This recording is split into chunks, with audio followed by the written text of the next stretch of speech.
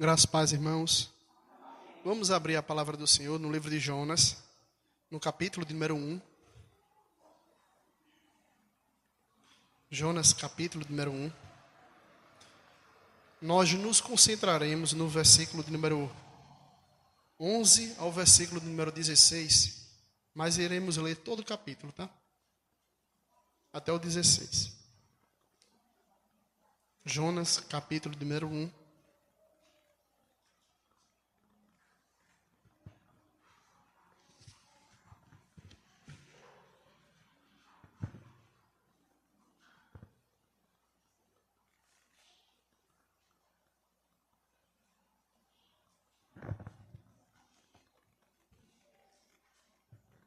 Jonas, capítulo número 1, do verso 1 ao versículo número 16.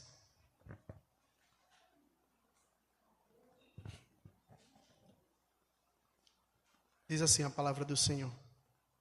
Veio a palavra do Senhor a Jonas, filho de Amitai, dizendo: Dispõe-te, vai à grande cidade de Nínive e clama contra ela, porque a sua malícia subiu até mim. Jonas se dispôs, mas para fugir da presença do Senhor para Tarsis. E tendo descido a Jope, achou um navio que ia para Tarsis. Pagou, pois, a sua passagem e embarcou nele para ir com eles para Tarsis, para longe da presença do Senhor.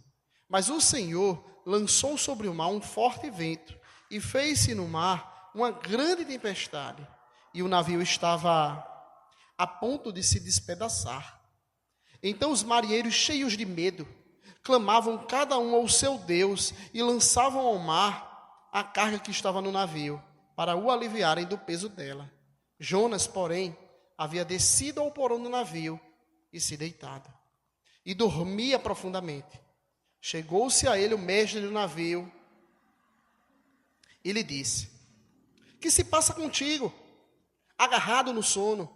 Levanta-te, invoca o teu Deus. Talvez, assim, esse Deus se lembre de nós, para que não pereçamos. E diziam uns aos outros: Vinde, lancemos sorte, para que saibamos por causa de quem nos sobreveio este mal. E lançaram sortes, e a sorte caiu sobre Jonas. Então lhe disseram: Declara-nos agora, por causa de quem nos sobreveio este mal. Que ocupação é a tua? De onde vens? Qual a tua terra? E de que povo tu és? Ele lhe respondeu: Sou hebreu e temo ao Senhor, o Deus do céu, que fez o mar, o Deus do céu, que fez o mar e a terra. Então os homens ficaram possuídos de grande temor e lhe disseram: Que é isto que fizeste? Pois sabiam os homens que ele fugia da presença do Senhor, porque ele o havia declarado. Disseram-lhe: Que te faremos para que o mar se nos acalme?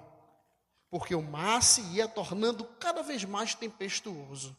Respondeu-lhe: Tomai-me, lançai-me ao mar, e o mar se acalmará, se aquietará, porque eu sei que, por minha causa, vos sobreveio este grande tempestade.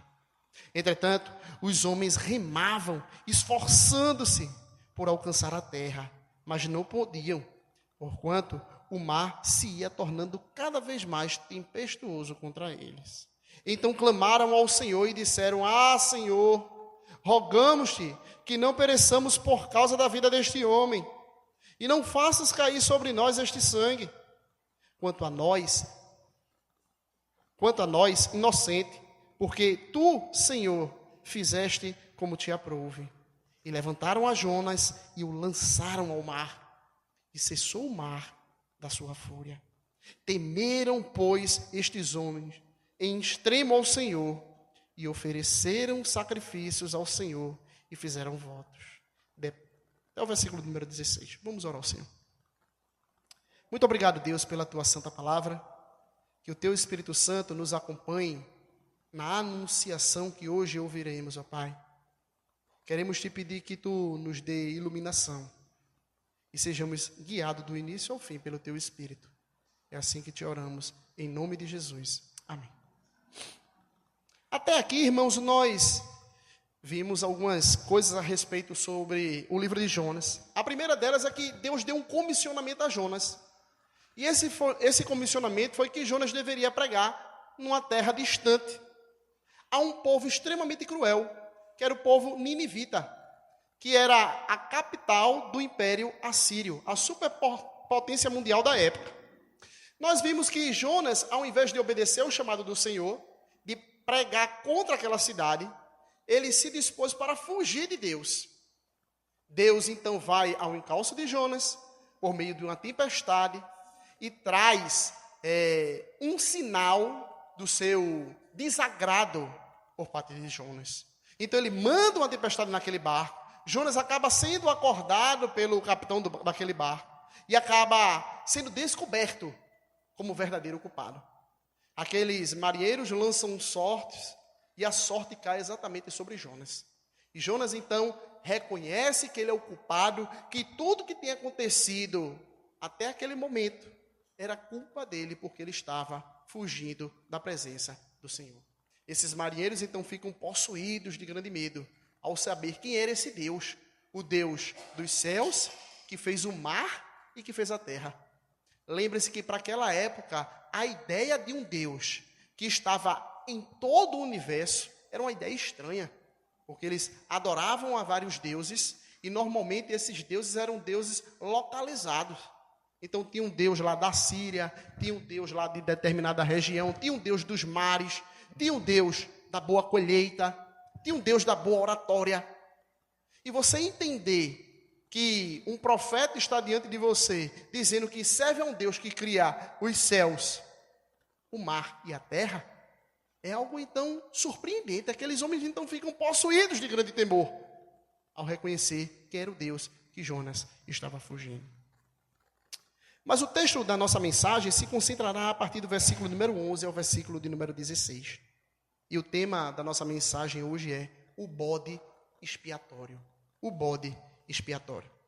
A primeira coisa que podemos observar está no versículo de número 11 a 12. Em busca de solução. Veja o que diz o versículo número 11. Disseram-lhe, que te faremos para que o mar se nos acalme? Porque o mar se ia tornando cada vez mais tempestuoso. Aqui está o problema a ser resolvido. Aqueles marinheiros estavam num barco, prestes a naufragar.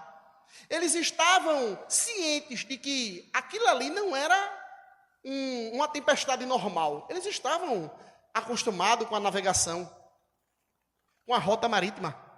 Mas eles sabiam que aquilo ali que estava acontecendo, não, é algo muito incomum. Isso aqui não é só simplesmente produto da natureza. Isso é algum Deus que está irado. E diz o texto bíblico que cada um começou a clamar o seu Deus para ver se resolveria o problema. Eles encontram Jonas, pedem para que Jonas também clame ao seu Deus. Você não vê Jonas clamando a Deus. Eles clamam ao teu Deus, mas você não vê Jonas clamando a Deus. Em canto nenhum.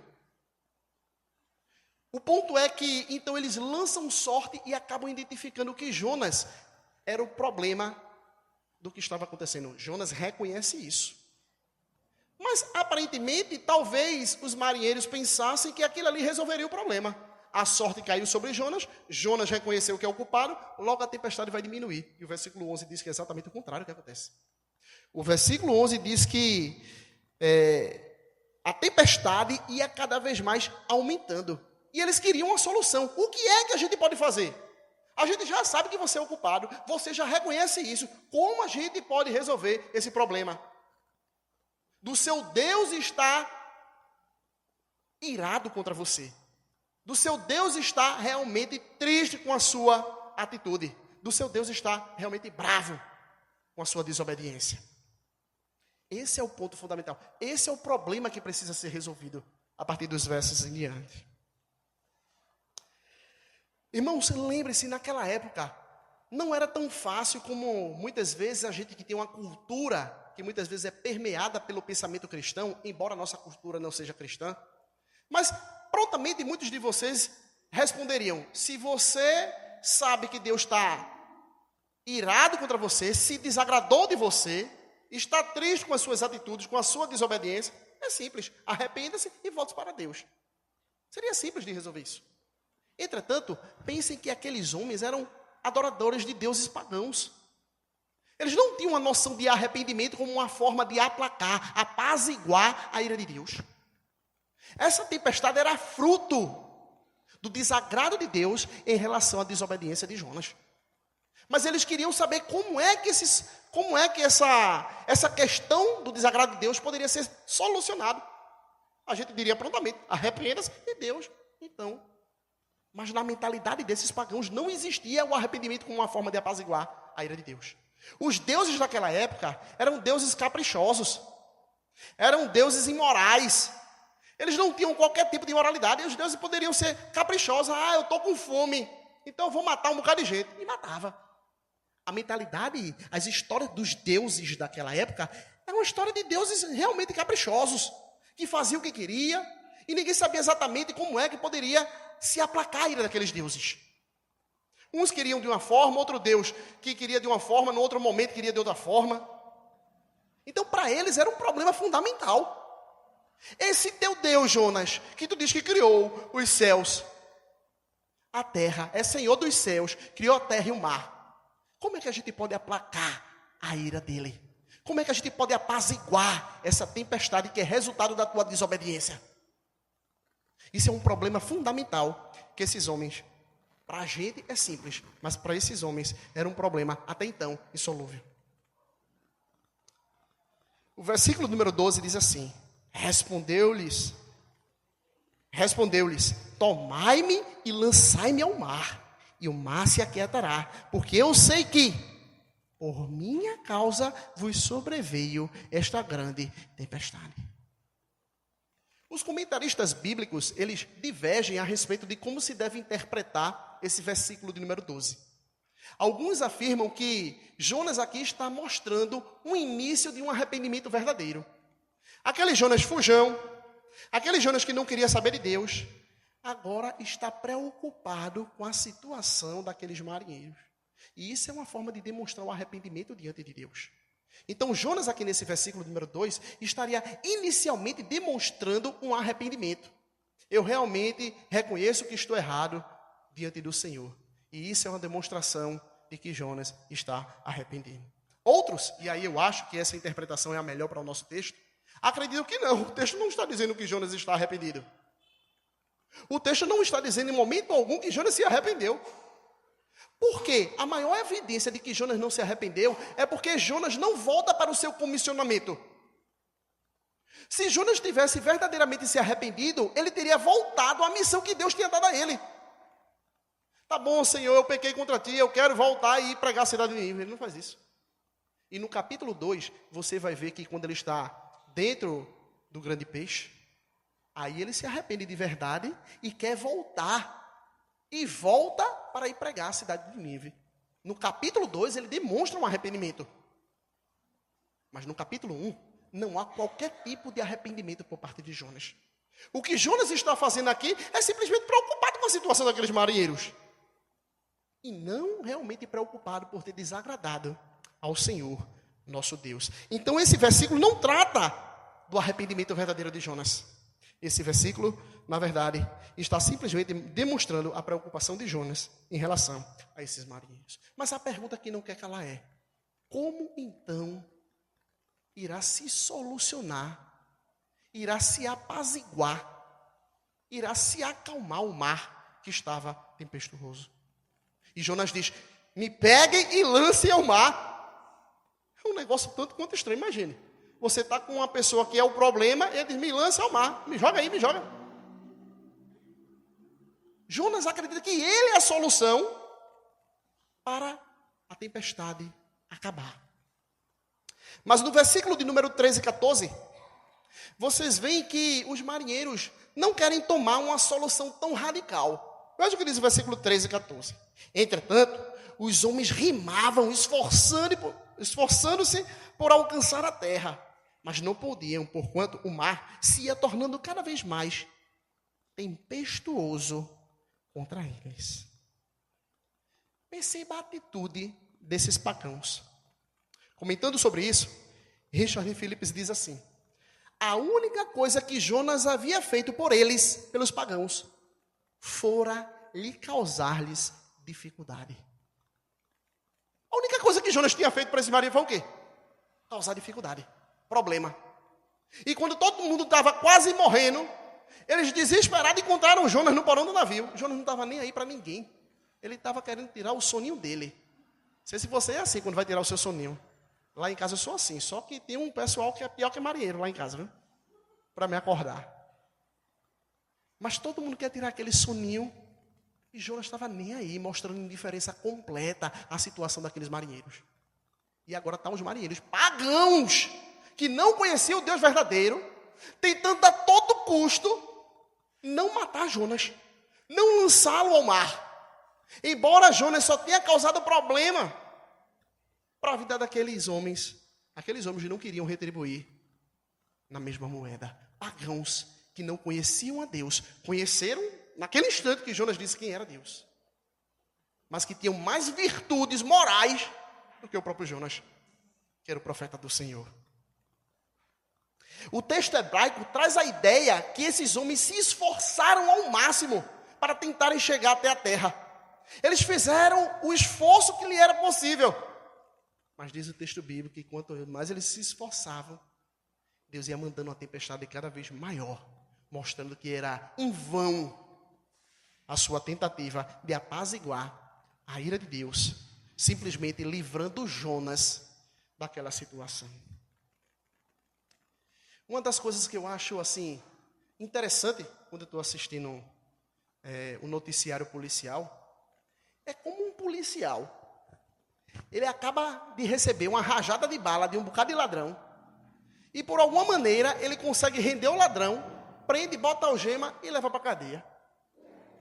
Eu fico, meu irmão, bicho, o cara acabou de dar uma rajada de bala na cara dele. Ele não morreu porque ele se escondeu, sei lá o que aconteceu. Mas ele, de alguma maneira, atingiu o ladrão ali, mas pegou o ladrão, algemou, botou no carro, levou para a delegacia. Meu irmão, você olhar para a cara de um cara daquele, que queria lhe matar, lhe tirar de perto dos seus filhos, da sua mulher, da sua vizinhança, da sua família, você está pegando ele algemando. Mas esse cara queria acabar de me matar, tirar minha vida, me afastar dos meus filhos, todo mundo. Eu digo, meu irmão, é uma cabeça, viu? Como é que você leva um bocado de bala e ao mesmo tempo você vai lá e prende? E algumas coisas que acontecem no mundo realmente não parecem ser facilmente explicadas. E uma dessas coisas é exatamente esses pagãos. Parece que não é facilmente explicado como é que um pagão consegue ter mais virtude do que uma pessoa que se dizia adorador de Deus. Um profeta do Senhor. Um cara que tem um livro com seu nome escrito, Jonas. E esses pagãos tinham mais virtudes do que o próprio Jonas. Mas claro que há uma explicação para isso. Claro que o autor bíblico, ele quer mostrar um contraste claro. Ele coloca os personagens, os marinheiros, e Jonas de um lado, e os marinheiros do outro lado. Os pagãos do lado de cá, Jonas do lado de lá. Como é que Jonas se comporta e como é que os pagãos se comportam. E no final é mais ou menos dizendo assim, veja como os pagãos dão de 10-0 em Jonas. Jonas se comporta completamente como um pagão. E os pagãos parecem se comportar, entre aspas, como crentes. Tinham virtudes morais, horizontalmente falando. Estavam preocupados com a vida de Jonas, apesar de Jonas não estar nem aí para ele, instantes atrás. Comentando sobre isso, o Palmer Robson diz assim, num contraste dramático, esses marinheiros rudes fazem de tudo para poupar a vida de Jonas, mesmo após ele ter causado a perda de toda a sua carga, e agora poder causar a perda de suas vidas. Então, o que é que está por trás da virtude moral, horizontalmente falando, desses homens que são pagãos? É a graça comum de Deus. A graça comum de Deus é o refrear do coração maligno do homem nesse mundo. O homem nunca é tão mau quanto ele poderia ser, porque Deus refreia o coração do homem. A doutrina bíblica da depravação total diz que o homem ele é completamente caído, pecaminoso, não significa dizer que o homem é tão ruim quanto ele poderia ser. O homem poderia ser pior do que é. A doutrina da depravação total diz que todas as áreas do homem foi atingida pelo pecado. A mente, o corpo, tudo, a alma. Não existe uma área do ser humano que não foi atingida pelo pecado. Mas ela não diz que o homem é tão ruim quanto poderia ser. Porque se o homem fosse tão ruim quanto poderia ser, sequer existiria um relacionamento social entre os homens. E o que é que faz com que os homens, apesar de serem pessoas tão más, consigam conviver juntos? E muitas vezes demonstrar a virtude sem sequer conhecer o Deus verdadeiro. É porque Deus derrama a sua graça refreadora na vida desses homens. Não é a graça que salva, mas é a graça que refreia o mal nessa sociedade corrompida. É a graça comum de Deus que faz com que até descrentes, muitas vezes, consigam agir de modo mais virtuoso, horizontalmente falando, do que os próprios crentes. E a demonstração está aqui no texto que nós lemos. Um comentarista bíblico diz assim: ainda hoje, as virtudes dos pagãos envergonham muitas vezes o povo de Deus. Você já se sentiu envergonhado? Você, meu irmão, eu sou crente, esse cara aí nem crente é, meu irmão, fazendo isso aqui. Você já teve essa experiência? Você ficar corado de vergonha e você dizer, eu sou crente, ele não é crente, ele fez, está me criticando ou está fazendo isso aqui, eu estou fazendo tudo errado. Exatamente isso que está acontecendo com Jonas. Jonas, muitas vezes, nada mais é do que muitos de nós. O versículo de número 15 e o versículo de número 16, versículo de número 14, me perdoe, irmão. Diz assim: então clamavam ao Senhor e disseram, Senhor, rogamos-te que não pereçamos por causa da vida deste homem, e não faças cair sobre nós este sangue. Quanto a nós, inocente, porque tu, Senhor, fizeste como te aprouve. Esses homens agora estão clamando a Deus. Esses homens anteriormente haviam clamado aos deuses. Jonas então fala quem é o seu Deus ao ser questionado. Quem é o teu Deus? Quem é a tua terra? Qual é a tua terra? Qual a tua ocupação? Ele diz, eu temo ao Senhor. Olha, João, eu temo ao Senhor. Jonas, eu temo ao Senhor. O Senhor dos céus, Criador da terra e do mar. Então agora eles têm uma notícia que eles não tinham antes. Uma informação que ele nunca ouviram falar. Que ele serve a um Deus que é Criador dos céus, da terra e do mar. Então eles pedem para que Jonas clame ao Senhor. Em momento nenhum você vê Jonas clamando ao Senhor. E agora está os pagãos clamando ao Senhor. O versículo de número 14 diz que eles clamaram ao Senhor. E o nome Senhor, que é o Deus da aliança, aparece 3 vezes nesse versículo. Então clamaram ao Senhor, disseram, Senhor, e no finalzinho, tu, Senhor. Os homens eram homens de oração. Jonas, apesar de estar nessa situação calamitosa, ele em momento nenhum dirige-se a Deus. Ele dá uma solução. Qual é a solução? Me joga ao mar. Em momento nenhum ele diz, vamos orar a Deus, vamos levantar aqui uma reunião de oração e vamos clamar ao Senhor. Em momento nenhum ele tem como solução para o seu problema buscar ao Senhor. Os pagãos têm aonde se direcionarem. O autor, o narrador, quer claramente mostrar a atitude rebelde de Jonas contínua e a atitude de pessoas que aparentemente deveríamos esperar rebeldia contínua, uma atitude que agora demonstra algo diferente, depois de ouvir quem era o Deus de Jonas. O versículo número 15 e 16, então, nos mostra o bode expiatório. Versículo número 15 e 16. E levantaram a Jonas e o lançaram ao mar, e cessou o mar da sua fúria. É interessante esse versículo de número 15. Anteriormente, nós observamos no versículo de número 4, que Deus ele lança uma tempestade no mar. No versículo de número 5, esses marinheiros, eles lançam as cargas ao mar. E no versículo de número 15, nós vemos Jonas sendo lançado ao mar.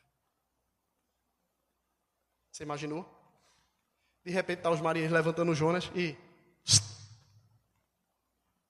jogando ao mar. Um mar tempestuoso, furioso. E o versículo número 15 diz que a fúria do mar cessa. Comentando sobre isso, Tim Keller diz assim: no momento que Jonas afundou nas águas, a tempestade cessou tão subitamente quanto uma luz que é desligada. Você já viu algum tipo de travamento? Você chega lá na luz e vai, pim, lá na hora, pim. Não é como o seu celular, que você dá um clique, passa umas 3 horas para... Quando Jonas é lançado ao mar, a ideia é essa. Jonas cai ao mar, a tempestade, pim. Não é como a gente joga uma pedrinha. A gente joga uma pedrinha na água, ela vai, né? Pim, pim, pim, pim, pim, pim, pim, fazendo um dia, e para. Não, a ideia aqui é que, à medida que Jonas é lançado ao mar, o mar imediatamente, no mesmo instante, para de se tornar furioso e se torna uma calmaria. Como eu disse anteriormente, o mar é uma representação da ira de Deus contra Jonas. Não a ira que leva ao inferno, mas um desagrado do Senhor para um profeta desobediente.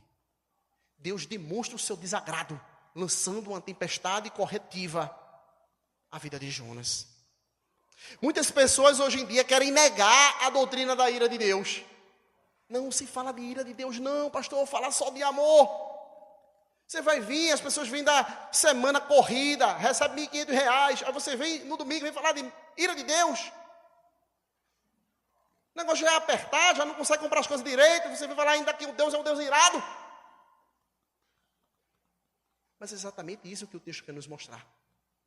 Que a tempestade é fruto da desobediência de Jonas e demonstra o desagrado e a ira do Senhor sobre Jonas. Não a ira que leva para a punição eterna, no caso de Jonas, porque era um crente, mas uma ira que o leva a um desastre, ao ponto dele ir para a boca de um grande peixe. Mas o ponto é que, à medida que nós negligenciamos a doutrina da ira de Deus, nós minimizamos o sacrifício substitutivo do Senhor Jesus Cristo. O sacrifício de Jesus só é tão importante e maravilhoso à medida que você entende a grandiosidade da ira e do desagrado do Senhor. Se você acha que Deus não se irrita com isso, não, o sacrifício de Cristo para você é pequeno.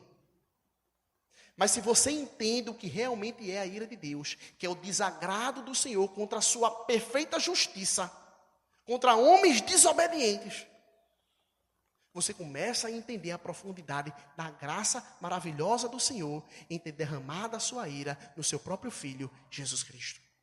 Você só conhece a grandiosidade ou parte da grandiosidade da salvação quando você entende a grandiosidade da ira do Senhor, nosso Deus. Deus é um Deus que se ira. Deus é um Deus que está irado contra o pecado e a desobediência humana. Entretanto, a Bíblia nos diz que Jesus Cristo, ele esvazia o cálice da ira de Deus na cruz do Calvário para todos aqueles que se lançam em fé a Ele. Comentando sobre isso, Jacques Ellul diz assim: e se é verdade que o sacrifício de um homem, Jonas, que assume a condenação, pode salvar outros ao seu redor, então isso é muito mais verdadeiro quando aquele que é o sacrifício é o próprio Filho de Deus. É somente por causa do sacrifício de Jesus Cristo que o sacrifício de Jonas tem algum proveito e salva. Jonas foi a causa do apaziguar da ira de Deus contra aquele barco. E ele é simplesmente um relance do que foi o apaziguar da ira de Deus contra a desobediência humana que se deu em Jesus Cristo. Muitos comentaristas bíblicos, ao lerem o versículo número 16, questionam se os marinheiros verdadeiramente se arrependeram ou não. Veja o que diz o versículo número 16. Temeram, pois, estes homens em extremo ao Senhor e ofereceram sacrifícios ao Senhor e fizeram votos. Será que houve verdadeiro arrependimento? Alguns comentaristas bíblicos dizem que não, jamais. Como esses homens eram adoradores pagãos, e eles não adoravam só um Deus. Normalmente os pagãos daquela época não eram monoteístas. Eles não selecionavam um Deus e adoravam só aquele Deus. Não havia lealdade a um único Deus. Lembre-se, a ideia dos deuses é que cada Deus comanda certas áreas da vida, cada região.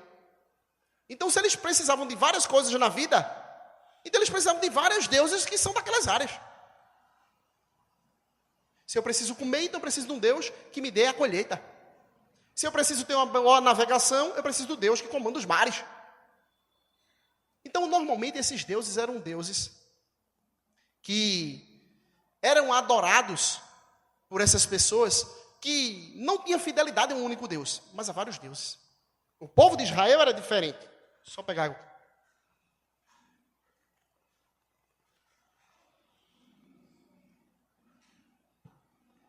O povo de Israel era diferente. O povo de Israel adorava um único Deus. Por isso que alguns comentaristas bíblicos dizem, não, eles não se arrependeram verdadeiramente, não. Eles simplesmente acrescentaram o Deus de Israel ao seu panteão de deuses. Foi só mais um. Afinal de contas, como é que eles poderiam ter uma mudança tão radical? Momentos atrás, eles estavam adorando vários deuses. Instantes depois, não, estou adorando só um único Deus. Veja o que diz o versículo número 16, então. Continuando aqui. Temeram, pois, em extremo ao Senhor, e ofereceram sacrifícios, e fizeram votos. Por que esses homens verdadeiramente se arrependeram no meu modo de ver? Em primeiro lugar, a prova de que eles realmente se arrependeram são umas. Deus queria dar uma lição a Jonas, de que, apesar desse profeta fujão, não querer pregar para os pagãos de Nínive, para que eles não se convertessem, ainda assim, ele fugindo, pessoas se converteriam por meio da sua desobediência. Jonas não queria de jeito nenhum, vou nada pregar para aqueles pagãos de Nínive não, para se converterem, vou não. O que aconteceu? Ele dentro do barco falou, eu sirvo ao Deus dos céus, do mar e da terra. Esses homens se converteram. Não é porque ele queria ser um evangelista. Não é porque ele queria ser um missionário, eu quero agora pregar para esses homens. Não, involuntariamente, ele simplesmente diz quem é o Deus dele e esses homens acabam se convertendo. Então, o narrador quer mostrar, olha como acaba acontecendo aquilo que Jonas não queria. Jonas queria uma coisa e acaba acontecendo o contrário do que Jonas queria. Jonas não clama a Deus, Jonas não dá testemunho nenhum, Jonas não é uma pessoa, eita, como esse irmão, ó, 20 vidas se converteram só pelo andar desse irmão. Nunca abriu a boca. Mas só pelo andar desse irmão, Jonas era um péssimo exemplo. Mas ainda assim, Deus usou as palavras de Jonas para converter a vida desses incrédulos. A oração que esses homens fazem, na verdade, é uma demonstração de que eles se converteram verdadeiramente a Deus. Como nós vimos anteriormente, eles clamam 3 vezes ao Senhor, Senhor, Senhor, Senhor, chamando constantemente ao Deus da aliança. Enquanto em momento algum Jonas clama a Deus. Terceiro lugar, apelam a esse nome Deus da aliança. Quarto lugar, eles fazem sacrifício e votos. Comentando ainda sobre esse texto, um comentarista diz assim, a atividade antimissionária de Jonas resultou, ironicamente, na conversão de não israelitas. O que Jonas está fazendo aqui não era ser um missionário, era o contrário. Todas as características de Jonas aqui é de uma pessoa que não é um missionário verdadeiro. Mas ainda assim, acabou acontecendo o que ele não queria que acontecesse. O texto bíblico então diz que eles ofereceram sacrifícios e fizeram votos. Não dá para saber exatamente quais são os sacrifícios que são oferecidos aqui. Provavelmente não são sacrifícios de queimar algum tipo de objeto. Lembre-se, eles jogaram todas as cargas que eles tinham ao mar. E agora eles dizem, queimar o quê? O barco, né? Provavelmente o sacrifício aqui é sacrifício de cereal. Então eles ofereceram cereal e provavelmente jogaram ao mar. Mas o texto bíblico diz que eles fizeram votos. Normalmente fazer voto era uma forma de você se comprometer a, anualmente, você oferecer um sacrifício como um memorial aquele acontecimento que você vivenciou. Então, quando o texto bíblico diz que esses homens fizeram voto, muito provavelmente está dizendo isso. Anualmente, esses homens, quando chegava na data, eita, é o dia 10 de julho, o dia que a gente ia morrer. Aí ele então ia lá e oferecia um sacrifício memorial, relembrando a bondade extraordinária do Senhor em salvá-los. Eles ofereceram sacrifícios e eles também fizeram votos. Mas o que nós podemos então aprender diante desses versos da palavra do Senhor? Algumas coisas nós podemos aprender. Em primeiro lugar, o abandonar dos ídolos. Perceba que esses marinheiros começam adorando a Deus.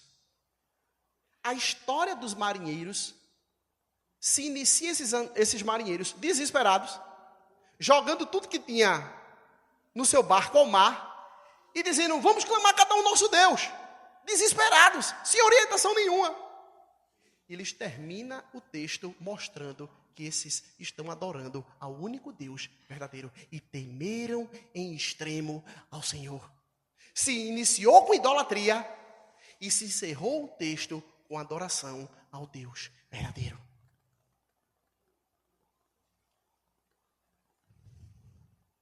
A vida cristã é exatamente isso, irmãos. É um abandonar contínuo dos ídolos para nós sacrificarmos, fazermos sacrifícios de serviço e louvor ao nosso Deus. Ninguém, escutem isso aqui, ninguém que é um cristão, ele abandona um ídolo de uma vez por todas. Pastor, o senhor falou dos ídolos naquela pregação, nunca mais eu tive um ídolo na minha vida. Daqui para frente, nunca. Foi assim, foi batatulina, foi no meu coração, pá, pá. E agora, sim, já faz 3 anos que eu não adoro nenhum Deus. Adoro ninguém. Sou sempre fiel ao Senhor nosso Deus. Não. A adoração aos ídolos é algo que tem que ser matado continuamente no nosso coração. Por isso que Calvino disse que o coração humano é uma fábrica de ídolos. Porque a gente tenta a todo instante substituir a Deus por qualquer outra coisa. O pecado é em si de natureza idolátrica. É você substituindo a Deus por alguma coisa. Pela cobiça, pela ganância, pela idolatria aos seus filhos, pela falta de confiança em Deus e a confiança nesse mundo. O nosso coração continuamente é uma fábrica de ídolos. Por isso que nós precisamos continuamente nos chegarmos diante de Deus para mortificar os nossos pecados. E esses homens eram idólatras e agora se demonstram arrependidos e adorando ao único Deus.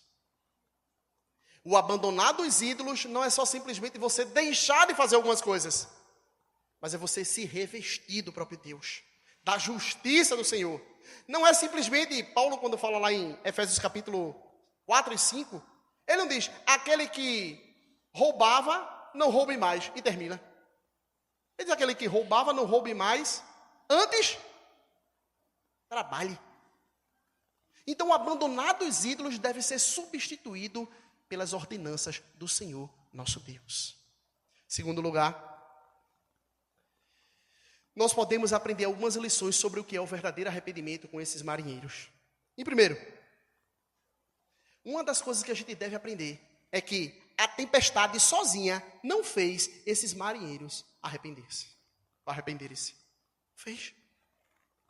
Algumas vezes as pessoas acham que, pelo muito ser um exemplo na família, eu nunca falei de Deus na minha família não, pastor, mas eu dou um bom testemunho, viu? A minha vida é uma vida tão bonita. Mas eu nunca falei de Jesus não, eu mesmo não. Jesus fala na minha vida. Perceba que os marinheiros aqui, eles não se convertem por causa da tempestade não. Vem uma grande tempestade, eles viram a tempestade e se converteram. Se converteram a quem? Quem é o Deus que mandou essa tempestade? Esses marinheiros só se convertem à medida que Jonas declara para esses marinheiros quem é o verdadeiro Deus. É o Deus que fez os céus, a terra e o mar. A única maneira desses homens se converterem a Deus é porque eles ouviram a respeito do Deus verdadeiro. Irmão, a vida de vocês não converte absolutamente ninguém. Nem a minha vida converte ninguém. O que converte é a mensagem das boas novas de salvação em Jesus Cristo. Vocês conseguem entender isso? O seu testemunho, ser sal e luz nesse mundo, pode ser uma bênção para atrair as pessoas a esse evangelho, a boa notícia de Deus. Mas nunca será um mecanismo de salvar as pessoas. A Bíblia não diz isso. Que por meio da nossa vida as pessoas são salvas. Isso daí é anti-evangelho. O evangelho é que, na verdade, a vida, a história, a obra de Jesus Cristo é que nos salva.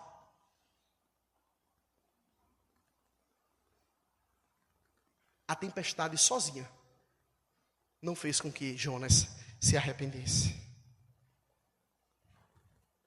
Apesar de Deus usar a tempestade da vida, da nossa vida, para nos aproximar dele, ela nunca será suficiente em si mesma. Segundo lugar, a respeito do que podemos aprender em relação ao arrependimento desses marinheiros. Se a idolatria está criando um substituto de Deus, o arrependimento substitui os ídolos por Deus. À medida que você pergunta, será que eu me arrependi de verdade? É quando você entende que você substituiu aqueles ídolos pelo próprio Deus. Veja que esses homens eram adoradores de vários deuses e terminam o texto adorando ao Deus único e verdadeiro. Terceiro lugar, sobre o que podemos aprender em relação ao arrependimento desses marinheiros. O arrependimento sempre levará à verdadeira adoração. Esses homens se arrependem de tal forma que nós terminamos o texto escutando que eles temeram em extremo ao Senhor e lançaram-se em votos e sacrifícios ao Senhor nosso Deus. O temor do Senhor, diz Calvino, significa um desejo sincero de cultuar a Deus. Vocês já pararam para pensar, irmãos, que quando a gente fala em algo que nós tememos, nós normalmente associamos a algo que nós queremos nos afastar? Meu irmão, eu temo aquilo ali, eu não quero nem chegar perto. Mas o temor na Bíblia ao Senhor é exatamente o oposto. O temor a Deus nos atrai a Ele mesmo. O nosso temor, quando normalmente utilizamos essa palavra, é para dizer alguma coisa que a gente tem algum tipo de repulsa. Eu passo constantemente ali no aeroporto, e uma das coisas que eu tenho mais pavor é de objeto gigante. E quando eu passo ali, muitas vezes o avião está descendo, está subindo. Eu me sinto pequeno, me sinto tão insignificante. Aquilo ali me dá um temor tão grande. Eu não queria, vou passar ali no aeroporto e vou ficar ali olhando os aviões. Nunca! Se for um navio gigantesco, eu chegar perto e ficar... Não quero. Normalmente a gente faz isso com coisas que a gente teme. Mas o texto bíblico diz que esses homens, ao temerem ao Senhor, eles se lançam para mais próximo do Senhor. Veja que o texto bíblico diz que esses homens começam temendo a tempestade. A grande tempestade que tinha caído. E agora eles terminam temendo ao Senhor, nosso Deus. Comentando sobre isso, Tim Keller diz de modo cirúrgico: conversões ocorridas na linha de fogo são notórias. Pessoas sob ameaças, muitas vezes, fazem votos a Deus e prestam reverência quando estão diante de um desastre iminente. Contudo, depois que o perigo passa, as orações e observações religiosas desaparecem. Esses homens, porém, eram diferentes. Eles fizeram seus votos depois que o perigo passara. Isso indica que não estavam buscando a Deus pelo que Ele poderia oferecer, mas simplesmente pela grandeza de quem Deus é em si mesmo. Esse é o começo da verdadeira fé. Será que você adora a Deus pelo que Ele é? Ou será que você adora a Deus simplesmente, olha pastor, toda vez que Deus aperta o meu calo, eu estou na igreja. Apertou de novo, estou na igreja de novo. Apertou, soltou, estou fora. Por que você está aqui hoje? Será que você tem algum interesse fora do próprio Deus para estar aqui? Eu estou aqui, pastor, porque tem uma menina aqui que o Senhor tem me mostrado em sonhos. Por que você está aqui? É por causa do próprio Deus ou por alguma coisa que Ele pode lhe oferecer? Esses homens estavam adorando a Deus não é porque eles estavam com medo. O momento de medo já passou. O momento de desespero já terminou. Agora eles estavam temendo o Deus que Jonas havia apresentado de modo involuntário. O Criador dos céus, da terra e do mar.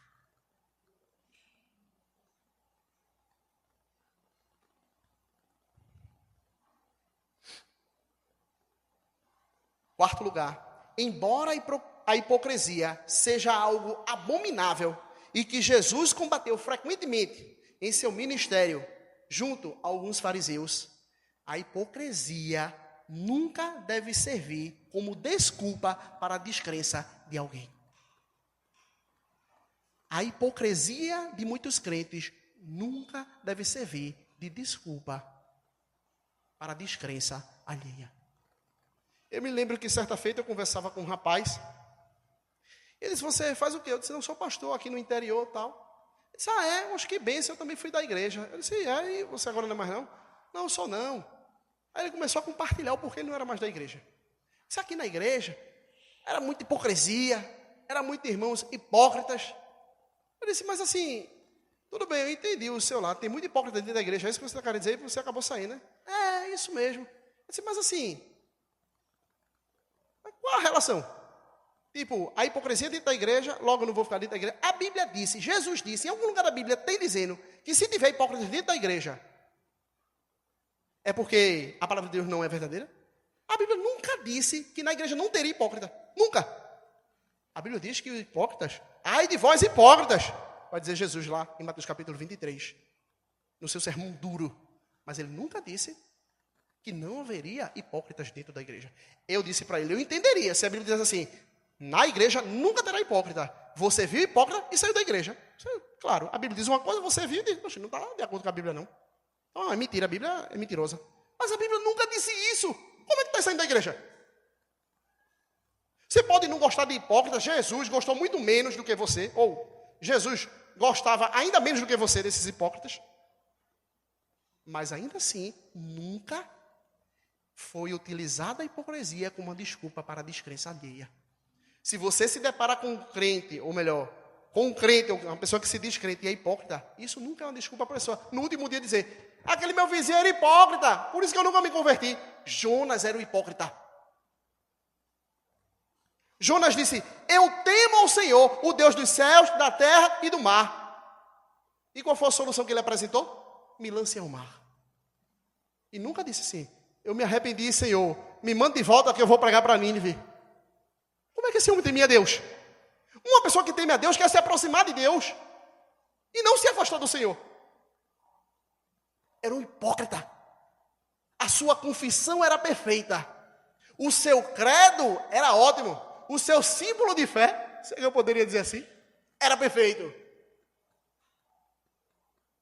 Mas a sua vida era contrário àquilo que ele estava professando. Em outras palavras, ele era um hipócrita. Mas a hipocrisia não foi uma desculpa para esses marinheiros simplesmente não depositarem a sua fé no Deus verdadeiro. A hipocrisia de muitos crentes dentro da igreja não é desculpa para uma pessoa incrédula não seguir a Deus. Porque Deus nunca disse, repito, que na igreja não haveria hipócritas. Deus vai tratar de cada um desses hipócritas. Que vive, diz uma coisa e vive outra. Mas Deus nunca disse. Nunca existirá hipócritas. Pode ir lá. E você, quando chega lá, vê um bocado de hipócrita. Aí sim você teria razão suficiente para nunca ver a igreja, não servir a Deus, não querer ao Senhor. Esses homens se depararam com um dos homens mais hipócritas que eles poderiam conhecer. Talvez é o primeiro crente que eles viram na vida. E esse crente foi o Jonas. Dormioco, não queria saber da vida deles, se virem para lá. Não demonstra qualquer paixão pelo Deus que ele serve. E ainda assim esses homens se apegaram à confissão de Jonas. Esse cara é hipócrita, mas a confissão é verdadeira. Vou me render a essa confissão verdadeira. Ao Deus dessa confissão verdadeira.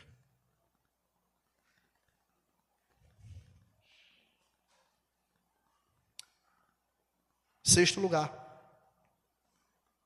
O que Deus pretende fazer, diz James Boyce, Ele fará. Não adianta, meu irmão. Você pode lutar, você pode correr, você pode ficar assombrado. Mas o que Deus há de executar por meio da nossa vida, não temos como escapar da sua soberania.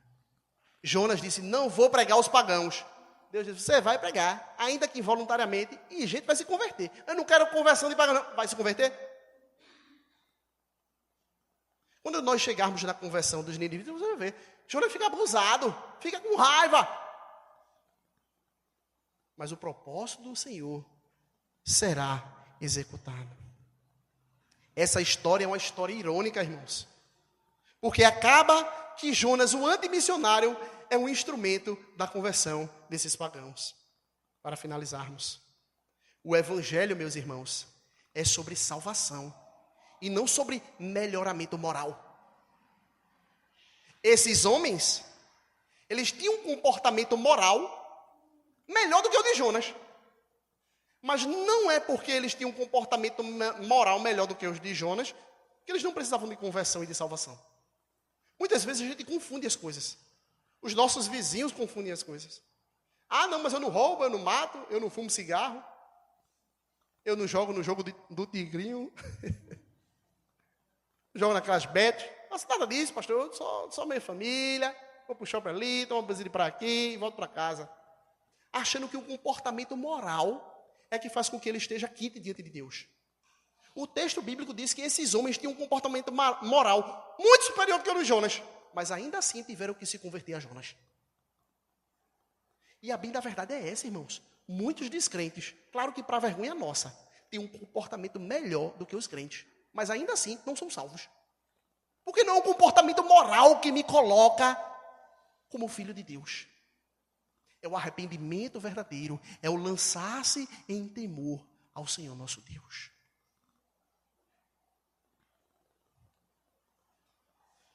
Para encerrarmos, há alguns contrastes que poderíamos perceber entre a vida de Jonas e a vida dos marinheiros, a vida de Jesus. Perceba que Jonas, ele foi sacrificado, por assim dizer, ele não morreu, mas foi sacrificado pelos seus próprios pecados. Jesus não tinha pecado nenhum. Jonas chegou perto de morrer e ficou submerso nas águas, enquanto Jesus realmente morreu e ficou sob o peso do pecado, do castigo e da ira de Deus. Mas também há semelhanças entre Jonas e Jesus. Esse Jonas, ele é o Deus, ou melhor, ele serve ao Deus que futuramente ia ser o Deus que enviaria o verdadeiro Jonas. Jesus disse que ele era aquele que era maior do que Jonas. Senhor, me dê um sinal de que verdadeiro o teu ministério é verdadeiro. Ele disse, nenhum sinal te será dado, senão o sinal do profeta Jonas. E o sinal do profeta Jonas é exatamente que Jesus é aquele que é o verdadeiro substituto que morreu no meu e no seu lugar e de todos aqueles que nele creem. Vamos orar ao Senhor. Muito obrigado, Pai, pela mensagem da Tua palavra. Muito obrigado pelo verdadeiro bode expiatório, aquele que removeu o nosso pecado, que é o Senhor Jesus Cristo. Que Tu faças com que a nossa vida possa ser tomada pelo Teu Espírito e vivamos em novidade de vida, Senhor. Que possamos nos submeter à Tua vontade, ó Pai. Não sejamos como Jonas, desobediente, relutante, coração duro diante das Tuas ordenanças e da comissão que Tu tem para cada um de nós, ó Pai. Sujeita o nosso coração à Tua vontade, Senhor, e guia-nos pela vereda da justiça, por amor do Teu nome. É assim que nós te oramos, em Cristo.